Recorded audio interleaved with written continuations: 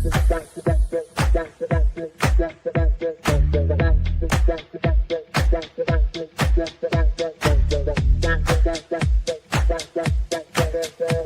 Connections Radio presents.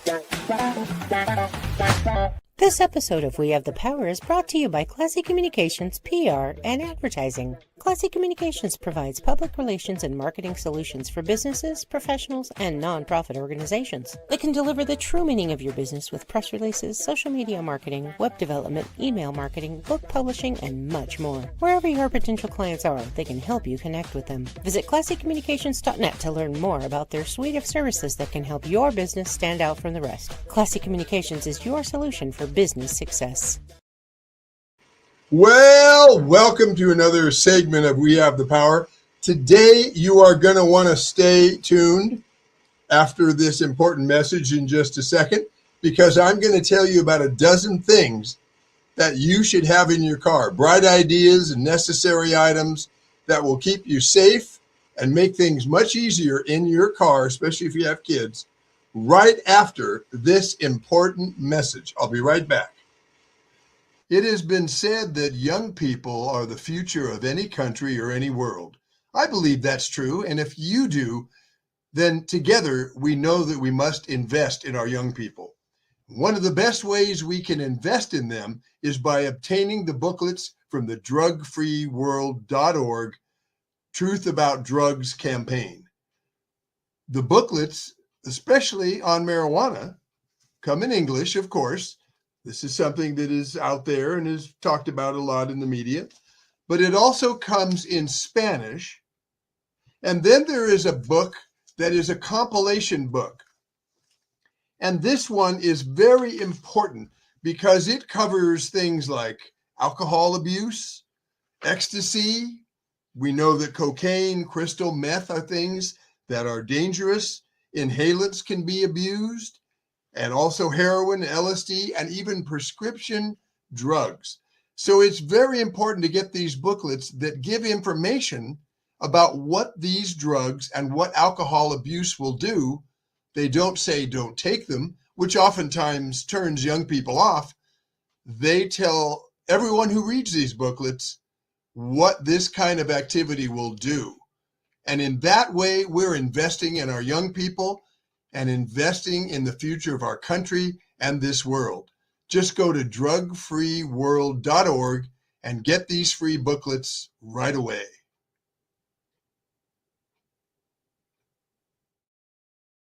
Very good idea. Let me just make sure we don't get dizzy by adjusting my backdrop a little bit. That's better.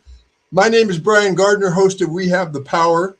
We talk about issues important to our freedom, get you to be motivated to protecting our freedom. Today, we're going to talk about something very close to home, and that is your car. I'm going to share with you about a dozen items which you should have in your car at all times, which will help you keep the car cleaner, safer. If there's ever a situation that comes up of an emergency type situation, then you will be ready for it. So let's get started. The first thing is a bright idea that I came up with. Now, maybe some other people have come up with this as well, but it's so simple and so inexpensive that I think the next time you're in Walmart or Target, you might want to pick up, guess what that is? Cupcake papers, right? Let me show you. I didn't open this package up, but you can tell it's cupcake papers. You might say, what do you need that in the car for? You're not baking in the car. No. You put these into the cup holder, and I would put a couple of them. This is about $1.90, maybe $1.70 for a pack of, what does this have, like 50 of these or 200 or something like that. You put it in the cup holder, and if any of your drink spills out, it goes onto this, and you can throw the old one away, put a new one in, and it's amazing how clean your cup holders will stay. So it's very simple, very inexpensive, but wow, because those things are hard to clean. You got to get down there and, and the stuff is sticky now, been there for a couple of weeks, hard to clean off. Get a package of these, keep one package in your little center console, put some of these in all of your cup holders. You'll be amazed how clean it keeps. And they're very inexpensive. That's number one. Number two, you could be waving $100. You could have the most beautiful woman on the road. Cars will go, here, let me get a car. Let's use 007. Cars will be zinging by without stopping when you're stalled or in an accident. But if you pick up for yourself some highway safety flares and you learn easily how to use them, they all come with a card like this that shows how to use them, and they will not blind you. That's an urban myth. You basically take this cap off, which I'm not going to do, and you strike the top of this on this one part. It's like a match. Then you take this and put it on. Now let's get real close here. You see that little, I'm going to put it right there so you can see it. See that little nub right there? You put that on the other end of this, and it'll keep this from rolling away in the wind. You don't put this near, obviously, any oil or gasoline that is spilled from a wreck. But if you'll put this 20 feet behind where your car is, people will slow down. This is the communication that gets them to slow down. Now, if you really want to go in depth and have more fun than you can believe, and I'm going to hopefully have these people on my show, the people from the disaster preparedness of Henderson, or I may go to Las Vegas. It's called Community, let me say this again, Community Emergency Response Team, CERT training. FEMA's the one that came up with this. And they will teach you how to use highway safety flares. Okay? But these are inexpensive to get a 3-pack.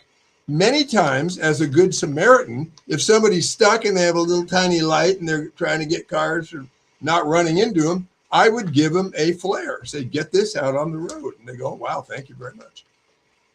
So I always keep a package of 3 of these in my car at all times. If you go to visit relatives in LA, take a package of these with you in case there's trouble for you or a fellow motorist.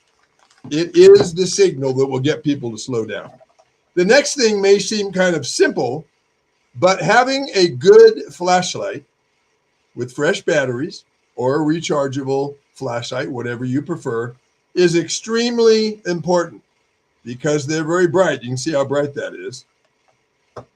And this is something that if you are on a dark road or something happens in the car and you only have the car lights, it's not much light. It's so reassuring to have a flashlight in your car. This one has a magnet on it so it can stick and hold someplace.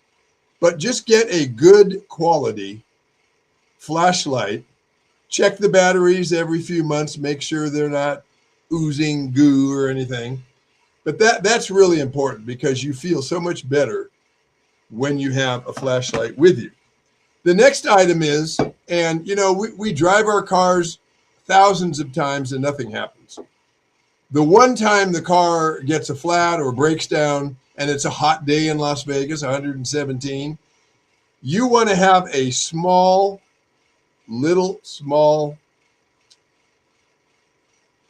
case with some ice packages like this. You just keep these frozen, then you pull them out as needed, in a tiny little ice box in your car. You don't have to have a big one. And this will stay cold for a long time. And it has if I can show you the top, it seals really well, so it won't lose water as long as you keep that top closed. You put ice in here and then water, and then put this in your little box, you know, with some of these. Now, if you should break down or get in a car wreck and you have to wait for the tow truck or the ambulance or someone to help you, you're not sitting there with no water and you're boiling to death, you know.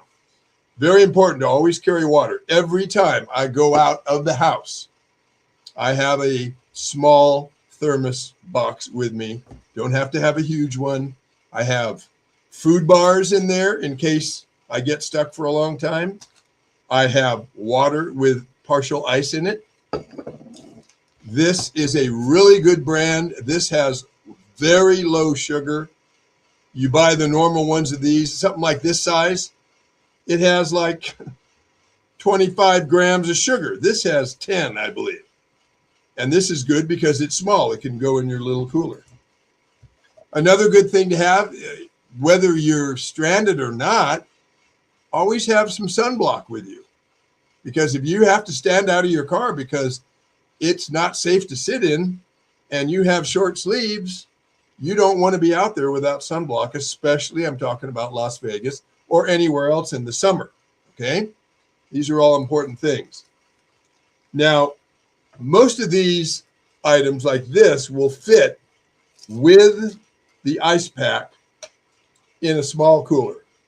That way you have cold water. It's really, really nice. Because, you know, my granddaughters once told me a story. They said it was a cold day, and I'll be talking about that in a minute. It was a cold day. I was driving them to school, and they didn't have coats. And I said, where are your coats? Well, we don't need coats. We're going to be in the school. Right, until the school catches fire, there's some other emergency, there's an earthquake, and you will be standing outside freezing. Go back in the house and get a coat. And they kind of went, okay, fine. You know, because they aren't really into being prepared. But I'm telling those of you who are old enough to understand preparedness, yeah, on a cold winter's day, yeah, if you don't want to wear the coat inside the school because it's too hot, take it off. But if you have to leave the school for any reason, if you're a student and you don't have a coat, you're going to be freezing outside. Now, most students will give you this rationale.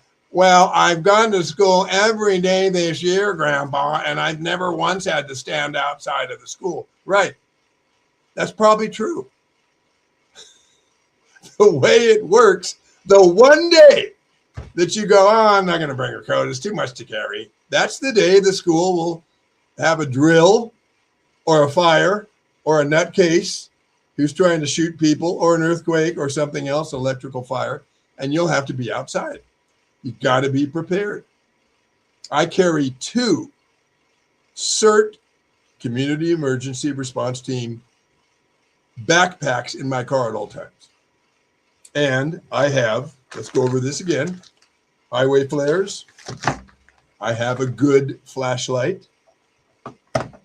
I have the food bar. I have the drinks. I have the water, all on ice. These things are very inexpensive.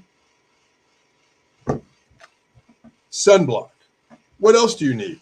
You know what people forget? Have a couple of pens, and I don't have any paper on my desk that I can grab without diverting from the show, but have some pens that work and some paper in case you need to write down something. You get in a wreck, you're going to write down the guy's name and you get back in touch with him, whatever, and you're looking around for something to write on, you don't have anything. Get some pads, put them in your glove box, have some pens. Okay, you're set up. Now, you might not use that pen for 6 months, but you might use it when you have a situation. Let me tell you a quick story.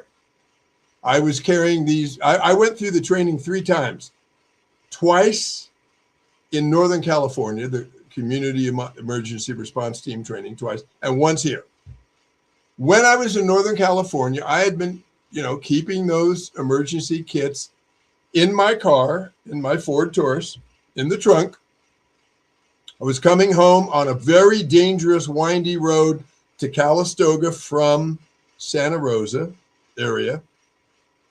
I come over a crest of a hill, and I can tell a wreck has happened. There's a station wagon over by what would be a triple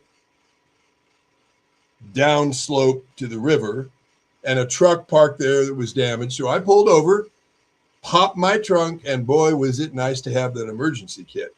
I walked over to the station wagon. The guy was sitting there. His foot had jammed forward, and he was bleeding from his leg. I got one of my, big bandages out and had him hold it there. His femur was broken. So he was in pretty bad shape. Then people were standing around going, what are we doing? I said, you get out there and slow that road down. So I had someone safely start flagging because people were whizzing by, flag them down. I had another person call 911. The responders arrived. They said, thank you, Brian, for stabilizing the area. And it was really nice to have that emergency kit. Now, I had gone for a couple of years, never having to use it. What are the chances that I would be driving home through this bad road to Calistoga and come upon an accident that I could help out with? Well, if I didn't have the knowledge, what to do, and the authority to tell these people, hey, you get that road slowed down right now. That's what you need. Because people are standing around going, what do I do? How can I help? You get that road slowed down. You let people know to slow down through this area. And the equipment in my trunk so I could stop him bleeding. And boy, when they pulled him out of the car, I could hear him moaning very loudly because his upper leg bone was broken and the pieces of the bone, were kind of doing this number. But at least I stopped the bleeding and got him stabilized. Now, if he would have continued on, he would have gone down a triple embankment into the river. Could have been horrible. If he would have gone down that hill, he may have been killed because the car would have flipped over and stuff. So we're lucky that the car stopped on the edge of going down into the river. The driver of the truck was not injured, but it was just to point out to you how nice it is to have that equipment. Now, you don't have to have 2 emergency kits like I do. I think you should go through the CERT training. I think you should have a small first aid kit. Your kids in the car get cut or something. You're looking around and all you have is newspaper or nothing to, That's why these are so handy. These are made by Kleenex. I'm not sponsored by them or anything, but these are really handy. They're little mini packs of Kleenex. The reason these are so much better than a big Kleenex box is you can store these various places. You can have one of these in each door. So if the kids sneeze and they got a mess all over them, say, okay, honey, grab the little Kleenex, and you can open these a little bit for them so they can get to them easily. But it's so nice to have some kind of towels or Kleenex in the car. And these, again, are so inexpensive. They're called On The Go Extra Soft. You can get them at Walmart. I think I'm trying to see how many you get. Here, I'll show you. You get 8 in a pack. And then you just deploy them in the car. And then when they run out, you deploy some more. But it's so nice, what if the kid gets sick to his stomach on a windy road? Now you've got something at least that you can use to clean up the situation. You're not just left with nothing. That's a terrible feeling to have nothing. Okay, so these are things, get with me on this. You'll probably have this stuff. Let me shine this down a second. I want to show you something. See all this stuff here? Yeah, okay, there it is. There's all the stuff. You'll probably have this stuff in your car. Get that back. You'll probably have this stuff in your car, and you won't use it. You would probably use the Kleenex. You would probably use the sunblock. Certainly the water, the food bar, the drink. And this Honest Kid stuff is available at Target and Walmart. And low sugar, which is important. The food bars, you'll probably use those things quite a bit. And you'll probably use the cupcakes in your cup holders. Now, this is especially true because kids can be a little sloppy with drinks and stuff. It makes it so much easier to keep your car the way you like, clean. You probably will use the flares less often than other things. Who knows when you're going to need the flashlight, but you have it there. You check the batteries regularly. So these are things. I just turned the flashlight on, by the way. Let me fix that. See, there it is shining on me. Okay. This thing will never turn off. It's one of those. I'm going to stay on forever. Okay. Anyway, learn to use your flashlight, which I'm not doing because I can't get this off. It's got a dual button here, so this is a good thing for you to know that you have to know how to work your flashlight. You don't want the batteries to, go out. This guy's just being a pain. He's going to ruin the whole show. And I am, because I don't know how to turn it off. For some reason, I've got a faulty switch. See, now that's good.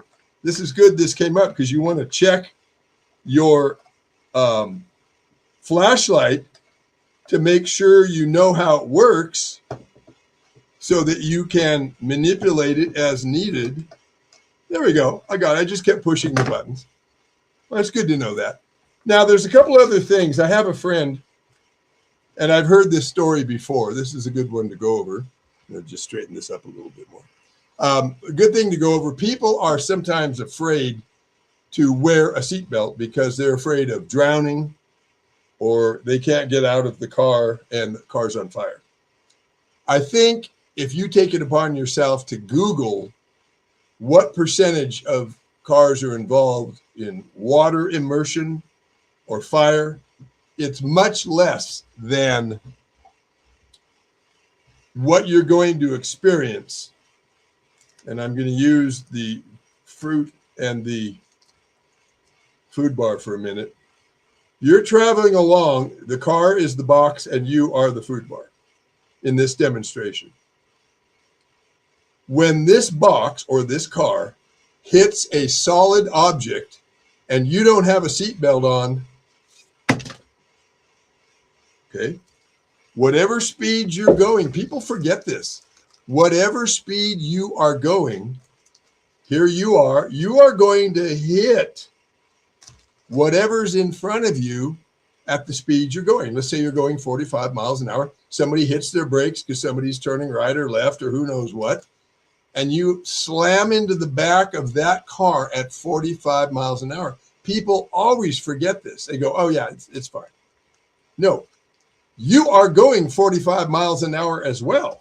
And like my little demonstration, boom, you're going to hit that car or steering wheel or some part of the car at 45 miles an hour. Has anybody ever been a kid and run into a wall by mistake? And you are not running 45 miles an hour. What does a person run? 20 miles an hour, maybe? Imagine twice the impact upon you and your head and your eyes and your face and your jaw. And what if you're going 65 to 70 on the freeway and suddenly somebody slams on the brakes and you can't stop and you hit the back of that car at 68 miles an hour? Let me tell you right now something.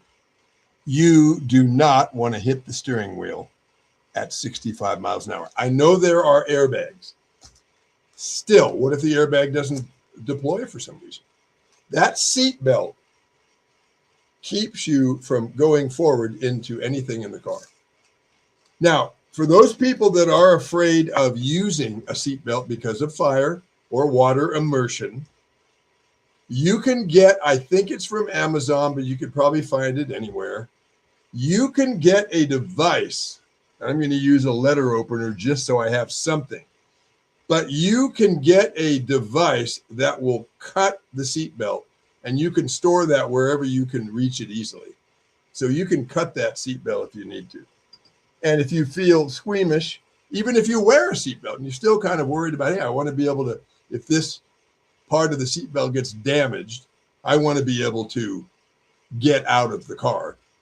And so you can get one of these belts. These are the kinds of things you want to look for. You're driving a car, you're paying. Now, there's a lot of ways you can avoid having to use all this stuff. One of them is the cars we drive pretty much weigh about 3,000 pounds. And I remember, and I'll never forget, it's funny how you remember certain things, right? When I was in junior high school at Fremont High School in Oakland, they had a big, huge yard, of course, for sports.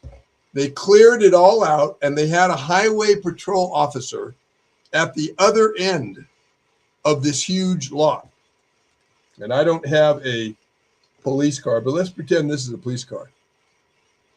So him and the driving instructive teacher got into the car, and he started driving, I think, 35 or 45 miles an hour. The teacher was in the passenger seat with a gun, not a pistol type gun, a paint gun. The CHP officer did not know when the teacher was going to fire this paint gun. it shot a blob of paint to the ground at the same time when it shot a bullet into the air or some kind of projectile that was loud enough for the CHP driver to hear it. So they're driving along. Boom! Okay, the CHP driver knows as soon as he hears that noise, hit the brakes. Dry road, he knows it's coming, no other cars around, perfect brakes in a CHP vehicle. He hit the brakes, and the car came to a stop, of course. Okay, let's do it this way. Came to a stop.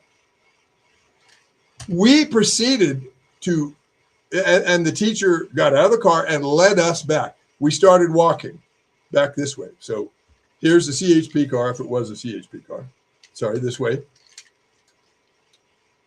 And the car goes like this. He stopped because of the paint spot.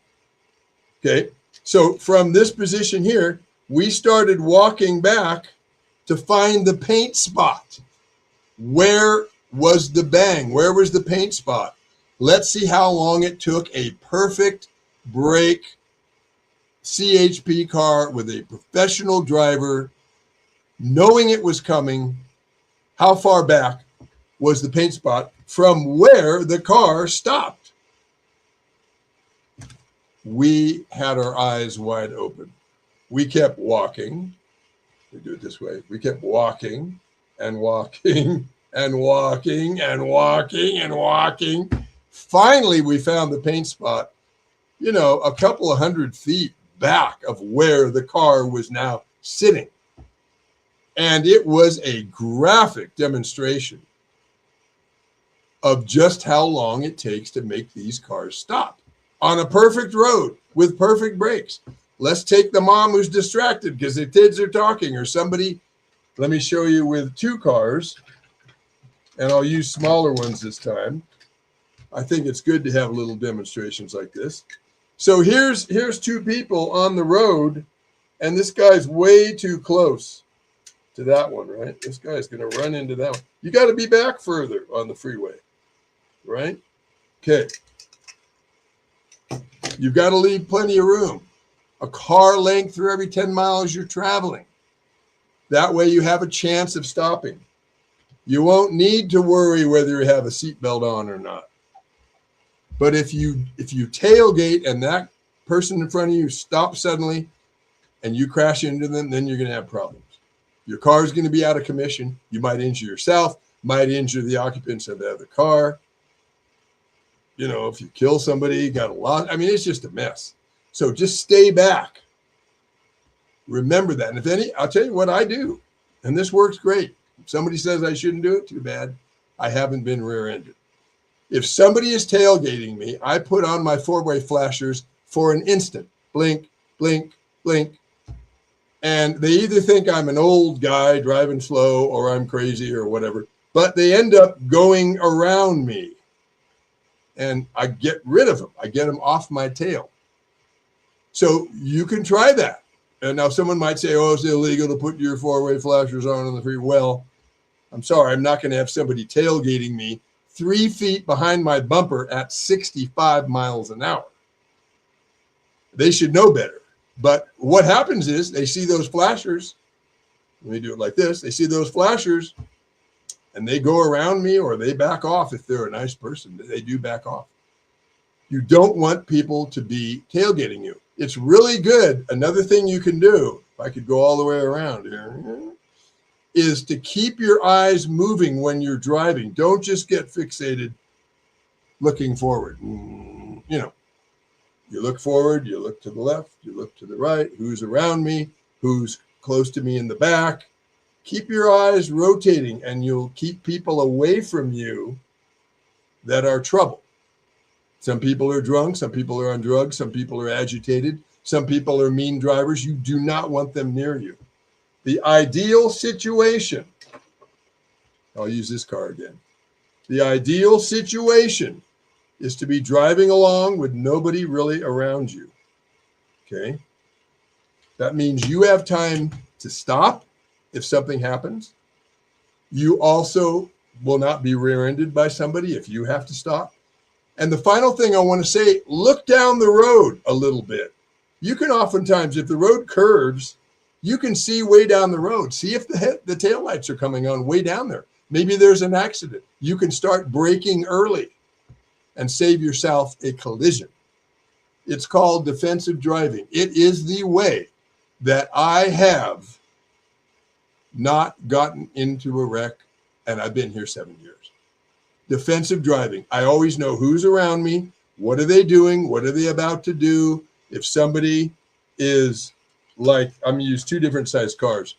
If somebody is around me like this, they may want to come over into my lane. So I either back off and let them go, or I speed up and get away from them.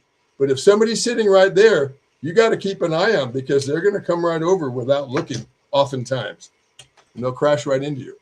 Defensive driving. And remember these items. They're all important to have in your car, and they don't cost you very much at all. And the savings to save you from injury and upset and a dirty car because there's Coke spills all over the place and 7-Up spills and soda and juice, you'll really enjoy your car much more. And keep watching We Have the Power, because I will be getting in touch with the people from the Community Emergency Response Team training. We'll get them on, interview them, probably a 2-part show, talking about what earthquake faults do we have here? What can you do to be prepared? That's coming. Thank you for watching today. Please share this particular episode with friends and families and associates, because some of this that I have shared today might help someone greatly. And that would be a good feeling for you as well. Thank you for watching. Voting is more than just a right, it's a powerful tool for change. Every vote counts and every voice matters. Voting protects your rights and helps to build a better future. And it's a way to hold our leaders accountable. Voting isn't just about the big elections either. Local elections impact our daily lives. It is important to study the candidates and the issues in order to make an informed decision. Don't sit it out. Your vote is your power.